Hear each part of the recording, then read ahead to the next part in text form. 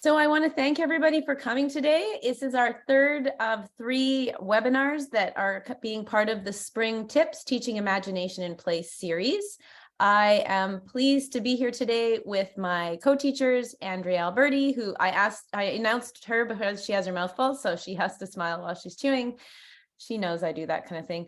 And Lindsay is here too. Lindsay Zabrowski, you've probably seen her on the videos. I'm multitasking as I let people in here. Oh, it looks like another one of our teachers has joined. Laura Farley has joined. That's great. Jade, unfortunately, is not able to join us tonight, so I'll be on my own. Hey, Laura, do you want to give us a wave? Folks in the room can see Laura there. So I want to thank you all for coming, acknowledge that we're our third of our webinars. I also want to talk a little bit about or speak to my own land acknowledgement as we start out. I think one of the things I've learned in the process of beginning to explore land acknowledgements is just how they can be uncomfortable, and I think they need to be a little bit uncomfortable for ourselves. Something that I realize it's quite easy for me to say that I live on the lands, the unceded lands of the Kwantlen and the Katzie and the Semiahmoo First Nations people. But we all come to the land with a story. And I, like many of you, am a child of immigrants. I'm white Protestant stock from Northern Ireland. So my family was involved in taking over the land of the Irish people, as well as then coming to Canada. My parents came to Canada in 1968, landed, and I had a very oblivious childhood, educated in public schools, learning very little about the Indigenous people, never really having time to think about where I was playing, the land I was playing on, or the many stories of the many children who played on those lands before I came here. So part of my journey towards reconciliation has to do with acknowledging that history and also unlearning the very strong colonial ways of thinking that have been shaped my education. So for me, I find that this goal, as my colleague has said, of living in right relations really is enriched by my outdoor learning. It is enriched by the time I spend in the natural world, where the natural world is a part of my being, which is so different from the Western conception of the natural world, not just going outside because we want to hike and bike, because Fern is part of my community. So those kinds of things are important to me, and I suspect they're important to all of you as you're all here today. And one of the things we're going to talk about today is the self-study piece and why exactly that's part of our Spring Tip series. So I'm always learning, I'm always questioning, and I'm working on unlearning in my own reconciliation journey. So thank you for coming. We have a small group today. And so if nobody minds, it'd be great if we just split out for 5 minutes into 2 groups. There's a reason for this. The reason is there's not very many people talking about imagination's vital role in different aspects of education. And the people who are here today care about it. So they're the kind of people you want to know. They're the kind of people that maybe they work in a district not too far from your own. But if we could just take 5 minutes and just say, you know, your name and where you're from, maybe not even 5 minutes, 3-4 minutes, it would be a great way to start our conversation together. So I'm just going to create 2 groups and ask that we introduce ourselves, and then we'll come back in just a few minutes.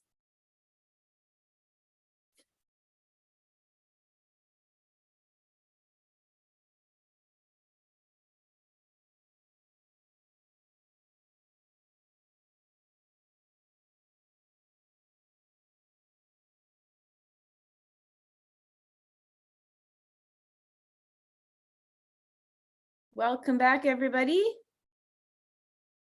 Slowly, people are coming back. Of course, all of our teachers ended up in the same room. That's just so random.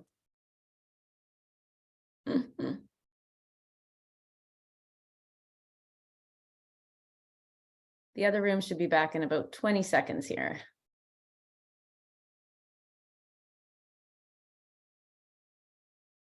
Here we go. And that is why they call it Zoom, because you're in the middle of your sentence and you're no longer in the middle of your sentence. So I hope you had a minute just to say hello to people or whoever was in the room. And I'd now like to welcome some additional people. Bobby Joe is joining us, and others I haven't said yes hello to yet. Jenny, Irina, nice to see you.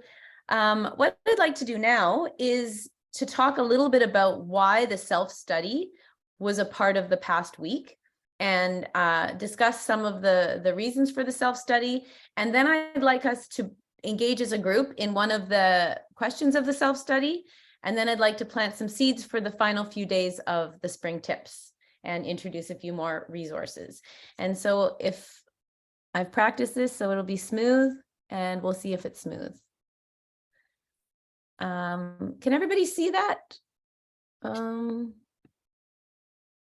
Yeah, I see some nodding heads. Everybody can see that. Okay, great.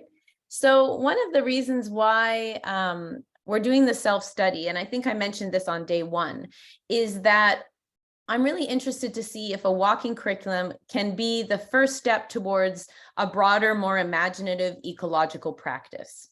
Or are people just using it to get their daily steps? Or are people taking it in a direction where they're learning more about imaginative ecological education? That's what I'm trying to understand. Now, just to recap, that imaginative ecological education that we talked about on the first day, on which a walking curriculum is based, has these three principles. One is our feeling, engaging our emotions and our imagination. And that's the focus of Spring Tips this cycle, is we're looking at cognitive tools, and we're looking at how those cognitive tools like metaphor and the story form and extremes and limits and those kinds of tools can be used to make us feel. Feeling is one principle. Another aspect of imaginative ecological education is having students be actively engaging their bodies, but not just being physical, but instead being active on a more immersive, possibly even mindful level, so that we can physically experience our body's connection to the world. And the third principle of imaginative ecological education is the notion of place, and connecting to the land and to the natural world, and looking to the natural world as a form of teacher. Now, what's interesting is that in doing some research with a colleague of mine, we realized that these are the principles that we want to use with students to develop ecological understanding. But are we using them with teachers? Are we using them with educators who want to learn more about this approach? We're not. How much time in your day do you have to engage your body with place? Most of you are really hoping that you secure the safety of your learners and that they're all learning, but you don't always have time to focus in on yourself. And so this is where the idea of having a self-study comes from, because we know that in order to develop our ideas, we have to unlearn sometimes. And so some of the questions that I asked you in the self-study used cognitive tools, the same ones you're using with your students, but ideally you took a little bit of time and space to use them for yourself, to decide what more can I learn, rather than just use this resource with my students. We almost need to use the approach on ourselves in our own learning about imaginative ecological education. So let's take an imaginative ecological education approach to learning about imaginative ecological education.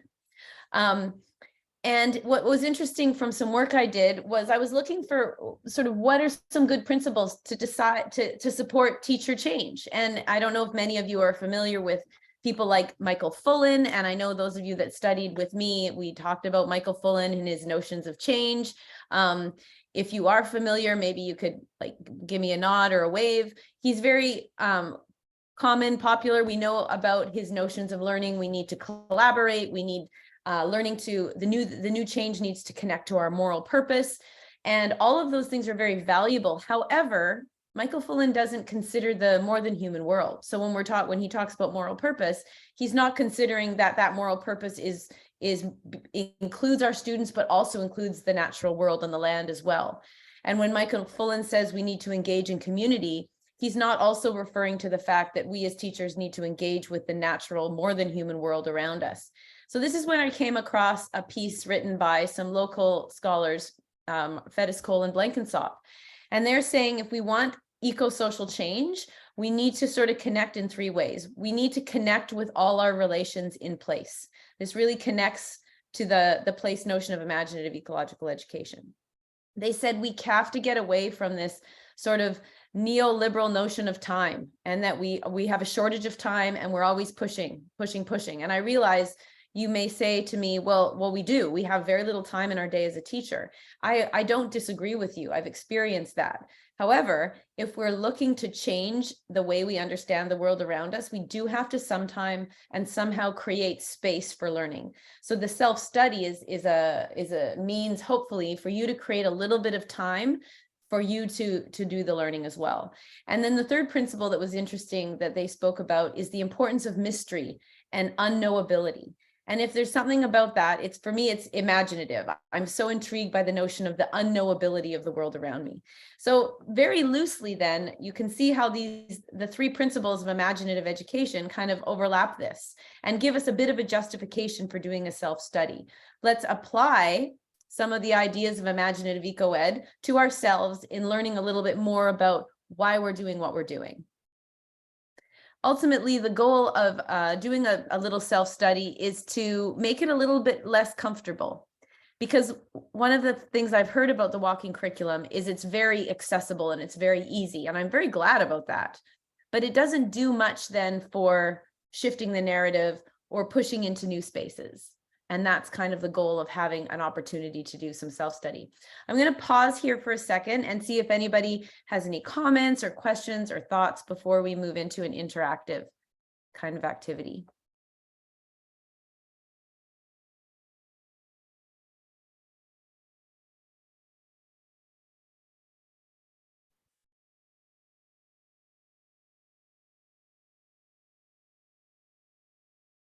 Did anybody have a chance to try any of the self-study questions in the past week? That's the tough part. Making time for such things. Sarah.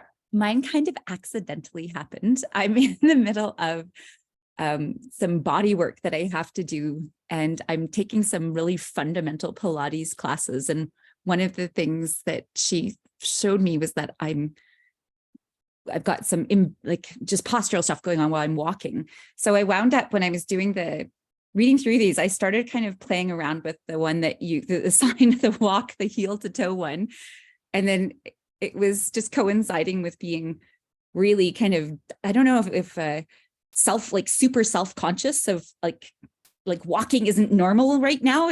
Everything's all kind of wonky, but it was actually good. Like talking about being pushed out of your comfort zone, you do kind of feel like, oh, why do I do that? So I don't know. It was a weird, I guess, coincidence. Did I find that I was feeling space differently? A little bit.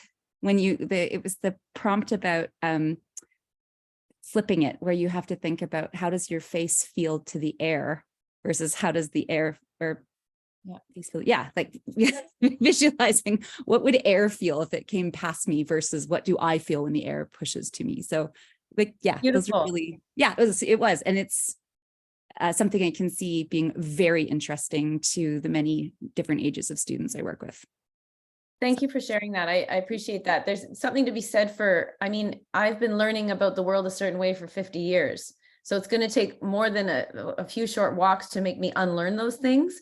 But what imagination can do and what the tools of imagination can do can help crack open or feel less comfortable the things we're so used to doing. And it's in the spaces of discomfort that learning can happen, if that makes sense. And so I appreciate you sharing that. And I think that walking is one of the things we really do take for granted. Did anybody else have an opportunity to look at the questions or share them? This is a self-paced program, so of course you may not get to them this week and may not get to them for a while. I hope you explore some of them, but you might also have questions about them. Did anybody have a question about them, why they're phrased the way they are, or anything like that before we continue? I'll just say I did feel like I'll own having some weird resistance to like turning the lens on myself. I felt like it was like, yeah, sure, I can come up with these imaginative ideas. And then when I actually like tried to some of it kind of happens naturally, but like really being conscious about it, I found kind of challenging. And I think working with, because my son is like my window into this right now in a lot of ways. And I think that his observation, we randomly gave him a camera, like a little kid video and photo camera this week. And he's just nature photographer, like going outside, taking pictures of things and saying like, I found a squirrel. I took a picture of a squirrel and his eyes look like this. And like, yeah, they're black. He's like, no, they have this little thing. It's black, but then it's brown, but then it's kind of dark brown. And it was just, that was a coincidence that helped me like kind of see how this goes and how you can dive pretty deeply into it if you want to, but like me taking the time to do that is, I notice, is a challenge as well. No, thank you for sharing that, Nick. I think, yes, you have to be vulnerable to do these things. If we keep going on, then nothing's going to change. And I really believe that many of us feel here that something has to change with the way we make sense of our world. So using these tools, especially focusing in on those feelings of resistance. Like if you have somebody suggest something to you and you say, well, that'll never work. Pause. Why not? Why do you feel like it wouldn't work or it won't work for me? Why won't it work for you? Like these are the moments and the ideally when you have an opportunity, if you have an opportunity to be outdoors and walking and pausing and thinking about any one of these questions, you might see the question in a different way, or you might realize, or it might bring into focus your thinking process, your feeling process, your discomfort. All of those things are opportunities for learning. Having a young child is fantastic. I've learned so much from observing the way my own children engage with the world around them. Any other comments or questions before we move on? For those who've just arrived, we've just been talking about why we shifted to a self-study lens this week and ideally, and why we're using these cognitive tools on ourselves, actually. I'll just say I have a briefly. comment. Oh, great. I hear Laura and I heard someone else, but I'm not sure who. Heidi and Heidi, Laura yeah. and Bobby Joe, maybe. I was just going to briefly say, I didn't get to do all of them yet, but the find the story. I think the timing of that one, because I've been participating in other PD for Earth Day and preparing for Earth Day, and as a biology teacher in high school, I sort of think of my why and getting students to engage in nature, and that one I was able to connect with pretty easily. Thank you. I appreciate you sharing that.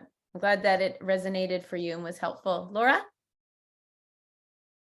I was just making a note for kindergarten because this is my first time teaching kindergarten and it's been an absolute wild time. But they really kind of, I thought for my own self-study, like, do I need to go really far? Like, should this take a long time? And I ended up just sitting kind of in the nature area outside of the school I'm teaching at. And it wasn't very far. It took about 20 minutes and then came back in and the next day took the kids out and they didn't even make it as far as I made it in the end. Cause like 5-year-olds are just, they take their time. And so it ended up being exactly what I needed, that it didn't need to be this long, time consuming thing.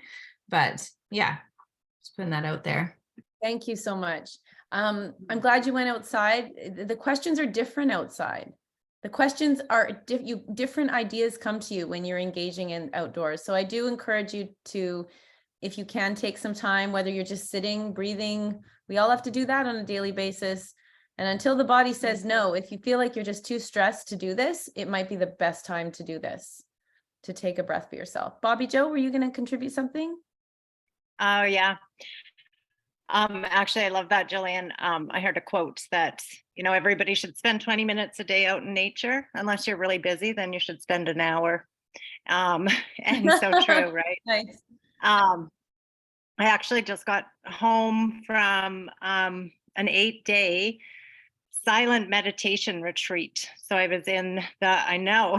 So jealous. So I was in just outside of Cranbrook. So I was in the Rocky Mountains.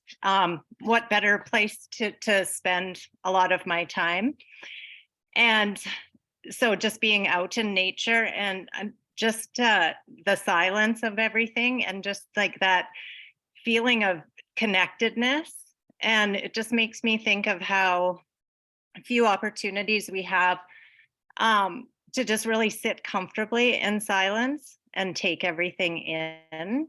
And the busyness of the classroom, the sounds, the noises, just sometimes chaos, and yeah, it just made me really appreciate the silence, and like help me reconnect with myself.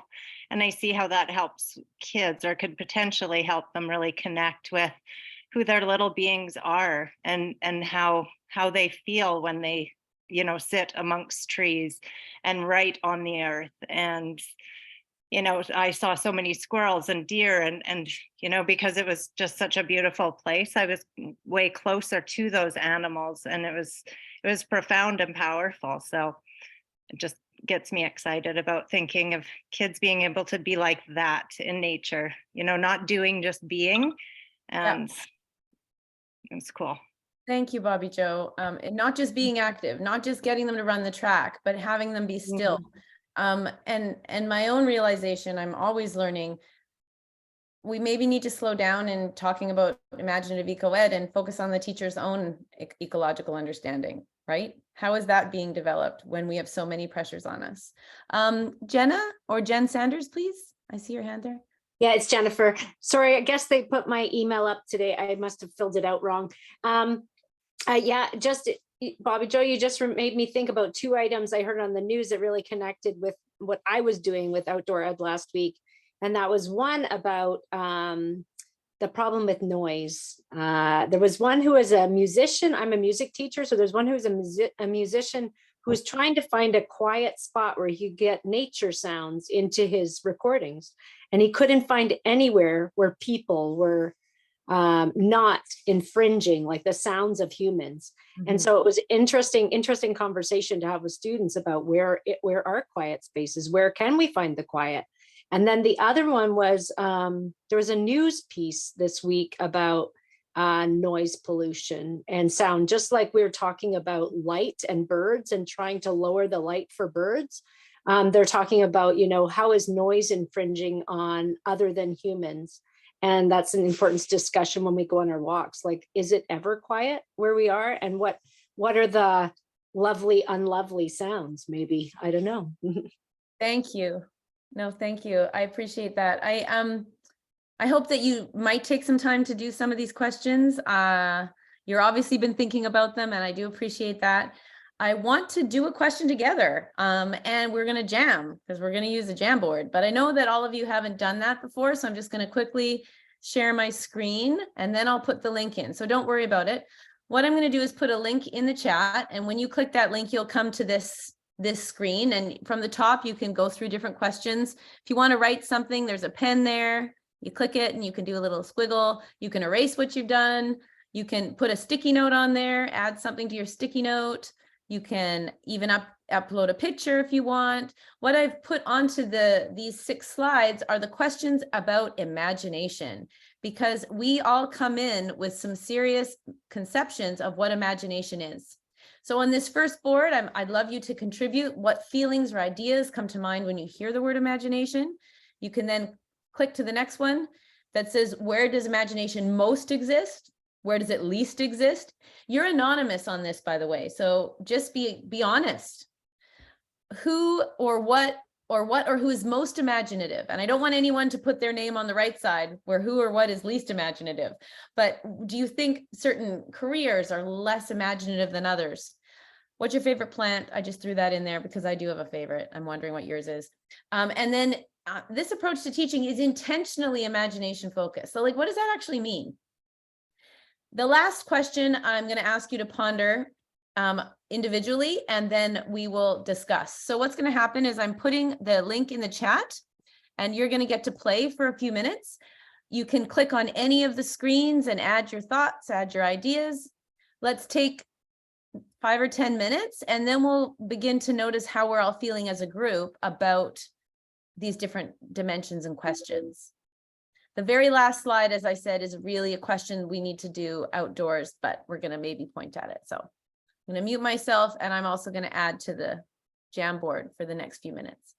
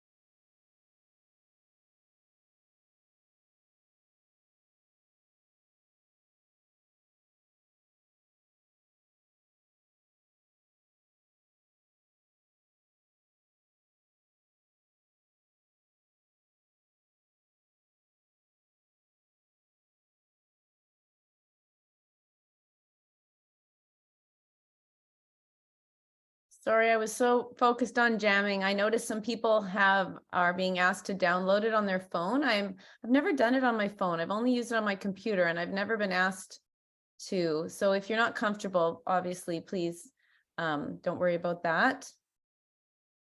I think there's a lot of us in the space now. We'll just take another few minutes, try to go to all the slides if you can. Ooh, I see someone loves ferns like me.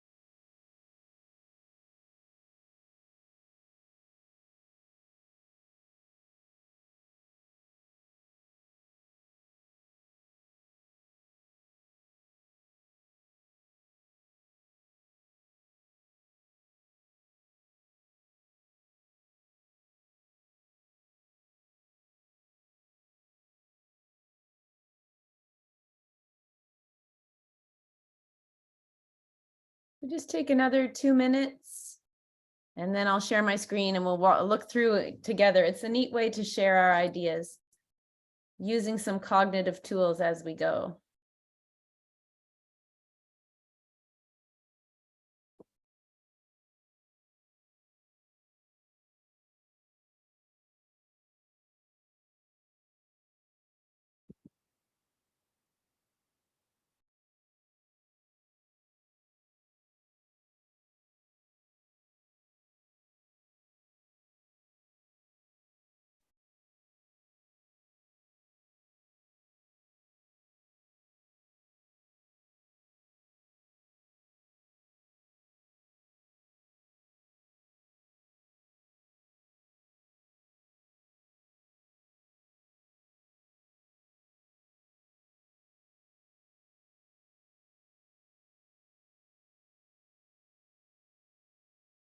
Okay.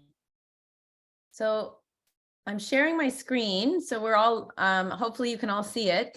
Now you might still be on the board. If you go back to the Zoom screen, we can all kind of look at the same screen at the same time. Is everybody able to see the first slide here? Yes, thanks, Andrea. The problem when I share my screen is I no longer see everybody. So if you want to comment or participate, please jump in there. So interesting. What do you notice on this first screen when we're talking about what feelings or ideas come up in relation to what imagination means for us? Does anybody want to notice, share?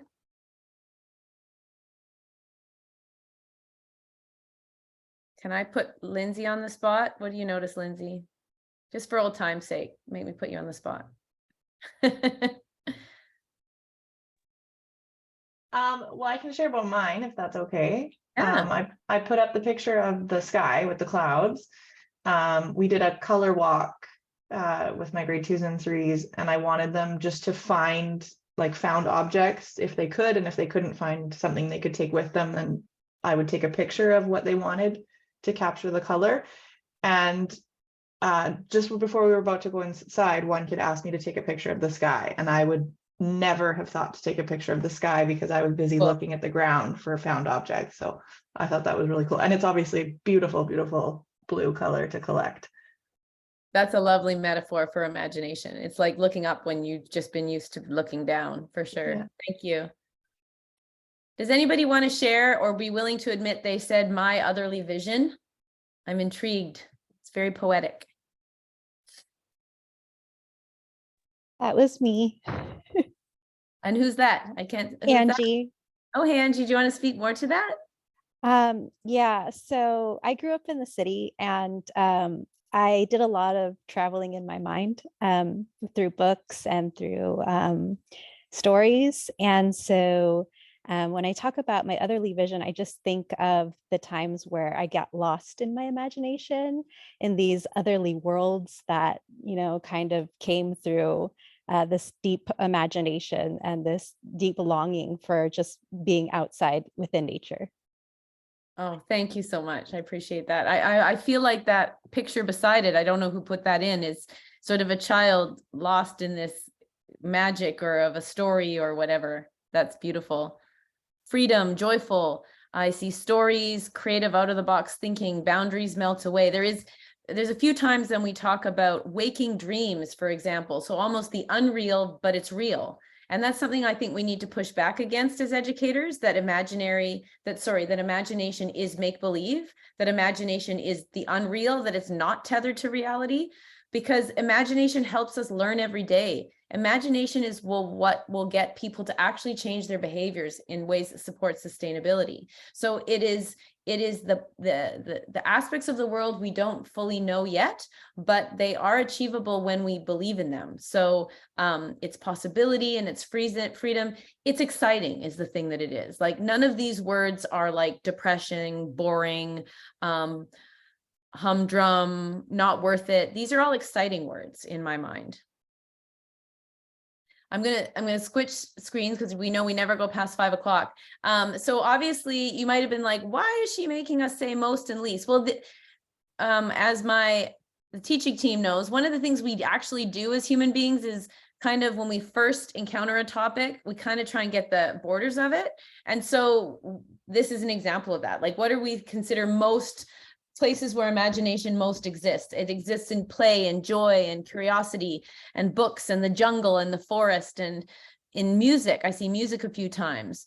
And then where does it least exist? I feel like this one is probably supposed to go over here.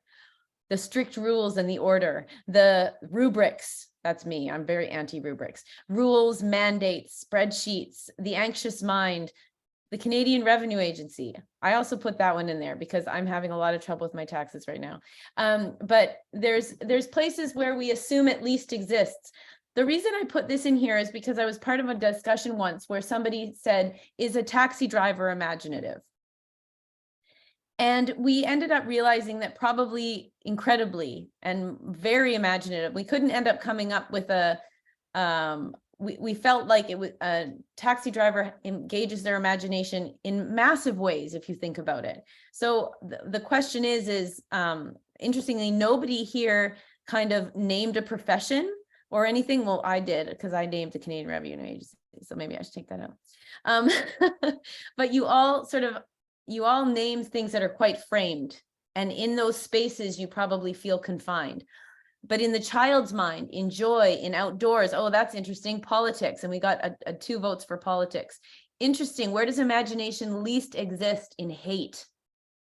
I would like to think so, but the problem with imagination is that imagination says nothing about how it is used. And some of the most unethical and immoral people on the planet are imaginative, but they're not guided by what is ethical and what is right. So whoever wrote hate, I agree with you, but unfortunately, some of the people that are causing the most harm in the world, they are very good at imagining the possible. So what matters is how we cultivate it and what direction we shape imagination. Thank you for using these, for participating. The child's mind, experimentation, books, with people immersed and passionate on their own fields of knowledge. I love that. Does anybody want to speak a little bit more to that one? You don't have to. I don't know who you are, but if you did want to. Oh, that was mine, Laura's. I was just saying that because my uncle is going to the train show in Calgary this weekend, and he knows everything about trains to the most nerdy degree, and that's all I talked to him about. So I was thinking of him when I wrote that. Like, he is very imaginative because he keeps on learning more and meeting more people and hearing more stories about trains. And so I think you can have a very niche understanding of the world, but also be very imaginative. Well, yeah. That is a beautiful example, because we tend to think children are more imaginative than adults. And if you've ever studied Vygotsky, and if you work with Natalia Gaidomashko, she's definitely tried to convince you otherwise, because what does imagination need to grow? It needs knowledge. So the more knowledge and experience we have, the better. That's why our curricula needs to be rich with experience. And that's why your uncle is massively imaginative, because they have so much knowledge to consider the possible with. And that's why our oncology doctors and our cancer researchers, their massive amounts of knowledge is what's going to help us in the end, because they can envision possibility with that knowledge. I wish we had more time to look at this. Who or what is most imaginative or least? And it's interesting that, let's start with the least, people that are stressed out, tree farms, conventional farming, copying something, stressed mind. It's interesting that on here we have the kind of emotion that will get in the way of imagination, I think. And this points to an important piece, which is in some ways being able to be imaginative is a privilege. And we think of the students in our classrooms. If they come to our classes hungry, or if they come scared because their families have been fighting, it's much harder for them to relax and enjoy the freedoms that we speak of. So we have to always, in all education, ensure the safety and the security and the belonging of our students. My grade 1 students blow me away how they engage with walks and cognitive tools. Tell me about public librarians in Texas. I got asked about that one. Who can share? Who's willing to talk about that? This Oh, Laura, do tell. I just heard on the radio the other night, this librarian in Texas with all the book bans that are going on there. And she was just beside herself with all the regulations coming with what books can be in libraries and what are not allowed anymore.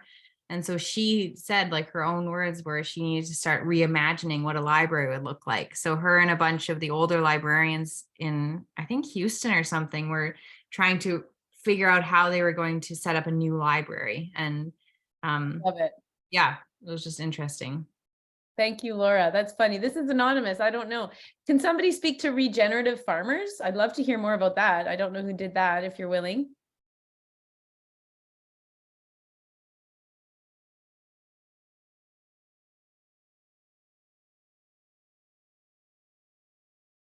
Tina, are you unmuted for a reason or not? Just happen to be unmuted. Maybe she happens to be.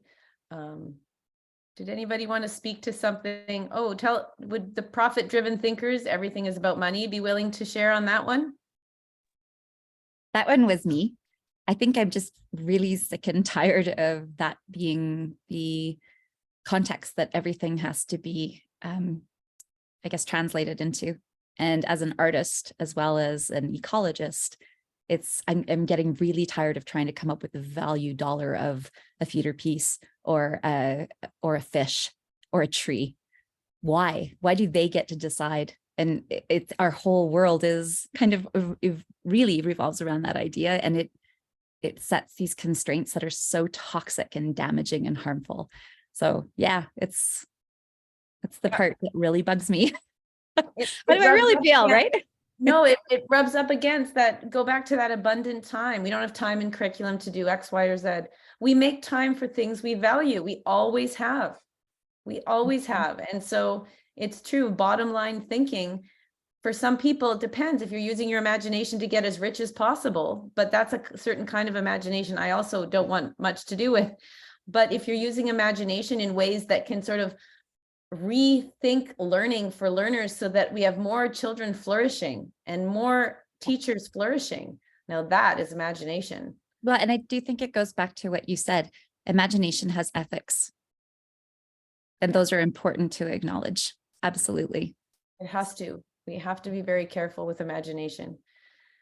Thank you. Just aware of time, I'm going to switch here to our next slide. What's your favorite plant? Oh, a prairie crocus, sunflowers, and any kind of fern, and palm trees or monkey trees. And oh, beautiful. Ferns, totally crushing on ferns. I love it. I might have to take a screenshot of these and share out. I love knowing what you love in the more than human world. Thank you for including the pictures too. I love the Jamboard for that reason. We can all share in a little way. So IEE is intentionally an imagination focused practice. Now, you can imagine the misconception that happens. If people come into imaginative education thinking it's for kids only and it's artists, they can assume this is a primary way of teaching. They can assume that imagination is just for teaching about art, or it's just about drama or dance. But instead, it's about using cognitive tools. It's about using metaphors and images and mysteries and dramatic tensions and all the other tools there are. And you've only been looking at 6 in this 4-week period. but it's about using those to teach senior biology or algebra or new teachers how to assess in the classroom. It's not planning. And that's something I put that little sticky in there. It's not planning. It's planning in a way to provide an imaginative context for learners, something that allows them to lean in. I wondered if we haven't heard yet from Andrea. I don't know. Maybe I've timed it so you've got something in your mouth again. No, darn it. But what, having gone through the imaginative education program, what is IEE to you? I'm curious. So my sticky was the one that says being intentional with your learning, knowing which tools you'll be engaging with your students. So I think that goes with it isn't the not planning. So I actually think for me going through the program and using it in the classroom, these lessons, the imaginative lessons go so much better if you're going in with really intentional. These are the tools we're really going to dive into and dig deep into. And it really is amazing what the students, even as young as 6 years old, come up with. Yeah. And I think that's the piece, because I agree that anything goes too. Because when you ask the students to think about what something is, using a metaphor, they will come up with things you never envisioned. And all of that is anything goes. They're going to learn from that. So it's almost having an intentional focus or a story shape, but within that, you're not limiting the children. That's where the possibilities abound. And you have to be okay with that fluidity and that flexibility. But your tools for getting those kids to emotionally lean in, whether they're indoors or outdoors, are these cognitive tools is one way. Being able to think creatively when planning lessons and meeting, yes, absolutely.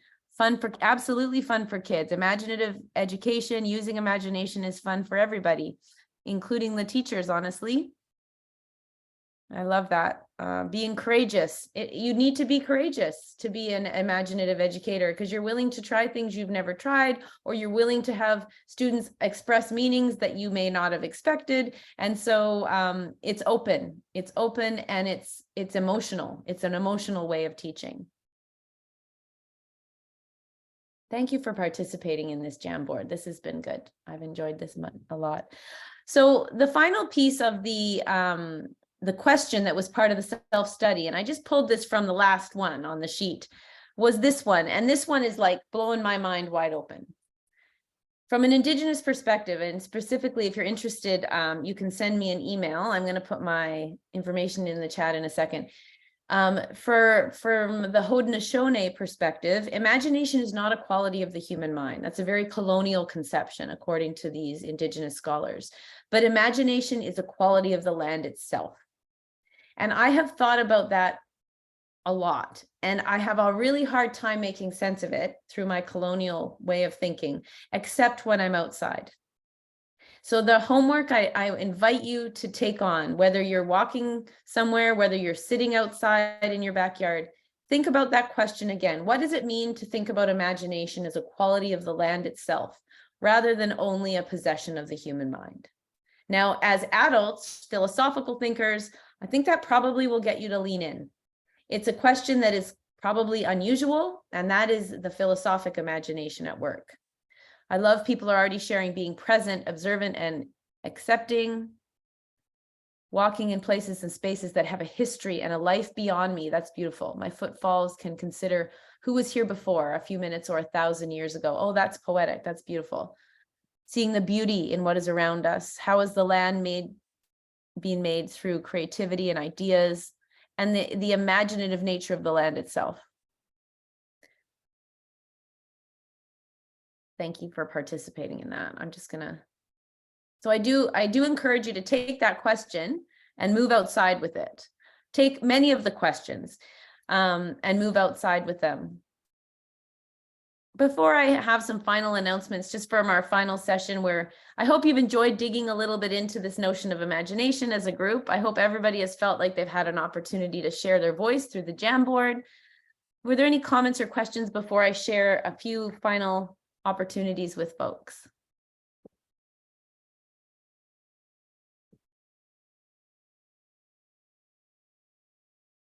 Okay.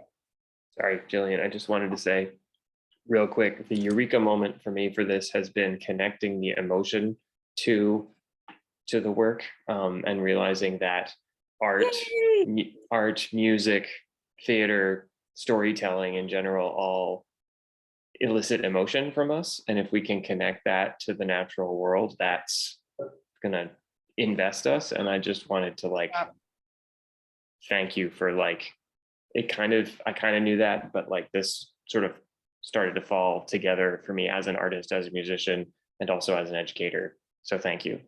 Thank you, Nick, for saying that, because ultimately we have lots of research that says being outside is important, but there's a niche of research within that that says not all outdoor experiences are created equal. It's the emotional ones that really impact how we understand the world. So it's all about using the human emotion, and cognitive tools can help us do that. So thank you so much. Okay, so a couple of things. This was our last live piece. The next 4 days, you're gonna have more videos from our great teaching team and a few more emails. So enjoy those. I request please that on the very last day or second to last day, there's gonna be a link for some feedback. I appreciate that our first go at this was far from perfect, but we would love to do it again, and getting your feedback would be very, very valuable to me. So I would really appreciate that.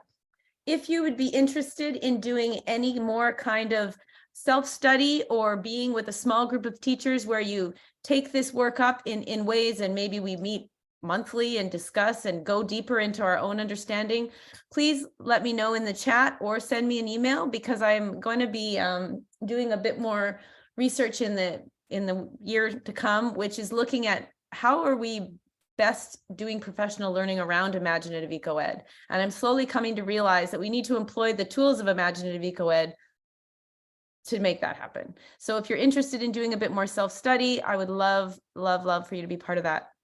I really want to thank teaching team, Lindsay, Andrea, Lori, that took the time to do the videos and took the time to come to these sessions for the last few weeks. They're volunteering their time, and it's really wonderful that they're willing to share their knowledge and experience. And I know that if you wanted to reach out to them, they're more than willing to talk to you about the work they're doing in an ongoing way. And also thanking Kelsey, Megan, and Jenna, who are unable to come today.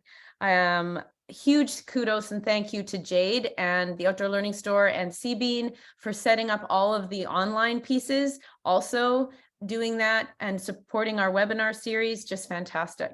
Last but very not least, I have one more thing to share. Now, if you're interested in imagination in a whole other context, one of the things I'm doing a lot of work on is the role of imagination in the context of leadership. So if you are somebody that's trying to make change in your school, if you're somebody that would consider yourself an instructional leader, if you're somebody that wants to go into leadership, we are having a 3-part free webinar series. There's one a month starting next week, April 25th is the first one. We're digging into a text called Cultivating Imagination in Leadership. The authors of the different chapters in that book are coming in, and they're unpacking what they mean by imagination, all with this an ecological metaphor of imagination is the soil. We need to cultivate it with cognitive tools. And in this case, how do we do that as leaders? So I'd love to see you in that context. If you're interested, there is that whole idea of the indigenous imagination, and imagination as a piece of the land is part of a chapter on eco and social justice, which is part of that chapter. Laura, Andrea, and Lindsay, that's written by Mark and Sean. You know them well enough from your learning. Anyway, we're at 5:01, so I'm going to thank everybody for coming. I really am honored that you're all here today on your own time, and thank you so much for being here.